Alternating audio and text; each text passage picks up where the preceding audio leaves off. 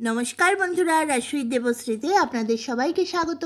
आशा करी सबाई खूब खूब भालो आछेन, आमिओ खूब भालो आछि। आज के जे रेसिपिटा निये आपनादेर सामने आमि हाजिर हयेछि सेटी हलो निरामिष पनीर। निरामिष दिने प्रथमेई आमरा कि रान्ना करब भाबते गिये पनीरेर कथा माथाय आसे। तो चलुन देखा जाक एई रान्नाटा आमि किभाबे करछि। तार जन्य आमि प्रथमे एखाने 500 ग्रामेर मतो पनीर निয়েছি, एटाके छोटो छोटो टुकरो करे केटे नेब। और एदिके मशलार जन्य निয়েছি दुटो टमेटो, काँचा लंका, लाल लंकार गुঁড়ো, परिमाण मतो नुन, हलुद, धने गुঁড়ো, आदा जिरे बाटा और चीनी। टमेटो काँचा लंकाटाके आमी पेस्ट करे नेब। पनीर रान्नार समय सब समय टमेटोटाके पेस्ट करे निले झोलटा खूब सुंदर घन हय। এই যে আমার পনিরগুলো ছোট ছোট টুকরো করে কাটা হয়ে গেছে। এই পনিরটাকে আমি আগে ভেজে নেব। আর এদিকে আমি আগের দিন রাত্রেবেলা কাজু, আলমন্ড আর কয়েকটা চারমগজ ভিজিয়ে রেখেছিলাম। এটাও টমেটোর সঙ্গে আমি পেস্ট করে নেব। এই যে আমার পেস্ট রেডি। এরপরে কড়াইয়ে একটু তেল দিয়ে দিলাম। কড়াইয়ে তেল দিয়ে তেলটা গরম হলে তাতে আগে পনিরগুলো ভেজে নিচ্ছি। পনিরগুলো খুব বেশি ভাজবো না। আর এদিকে পনিরগুলো ভেজে তুলে রাখার জন্য একটা বাটিতে কয়েক টুকরো বরফ দিয়ে দিয়েছি।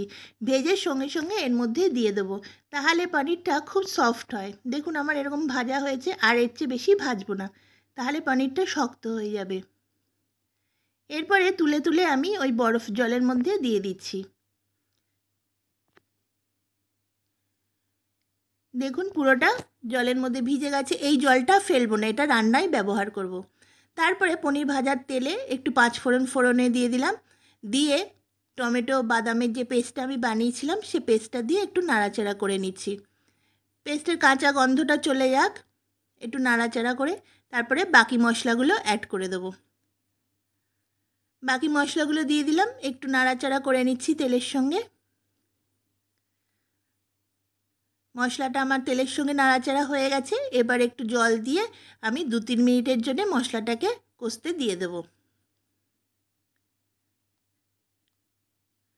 2-3 মিনিট পরে দেখুন মশলাটা আমার খুব সুন্দরভাবে কষে গেছে, তেলও ছেড়ে গেছে। এরপরে আমি পনিরের জলটা আলাদা করে নিয়েছি আর পনিরটা আলাদা করে নিয়েছি। এই পনিরটা আমি এবার মশলার মধ্যে দিয়ে দেবো। দিয়ে পনিরটা একটু মশলার সঙ্গে কষিয়ে নিচ্ছি।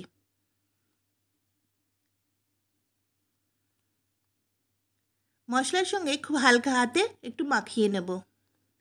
মশলার সঙ্গে একটু কষে যাওয়ার পরে আমি ওই জলটা অ্যাড করে দিলাম। এরপরে যদি জলের প্রয়োজন হয় তখন একটু জল অ্যাড করতে পারেন, কিন্তু এই জলটা দিয়ে দেবেন।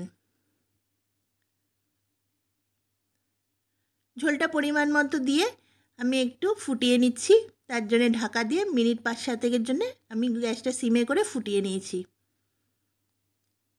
দেখুন ঝোলটা আমার ফুটে গেছে আর অনেকটা ঘনও হয়ে গেছে।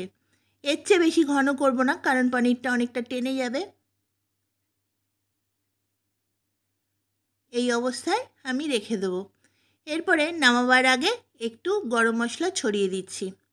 ছড়িয়ে দিয়ে বাটিতে নামিয়ে রাখলাম আর এক টুকরো উপর থেকে বাটার দিয়ে দিলাম, যাতে গন্ধটা খুব সুন্দর আসে। তো কেমন লাগলো বন্ধুরা আমার এই পনিরের রেসিপি? যদি ভালো লেগে থাকে আমার চ্যানেলে যারা নতুন দর্শক তারা অবশ্যই সাবস্ক্রাইব করে দেবেন। আর পুরনো বন্ধুরা লাইক শেয়ার কমেন্ট করতে ভুলবেন না। আপনারা আমার পাশে থাকুন আর এইভাবেই আমার হাত ধরে আমাকে এগিয়ে নিয়ে চলুন। নমস্কার, সবাই ভালো থাকবেন, সুস্থ থাকবেন, আনন্দে থাকবেন।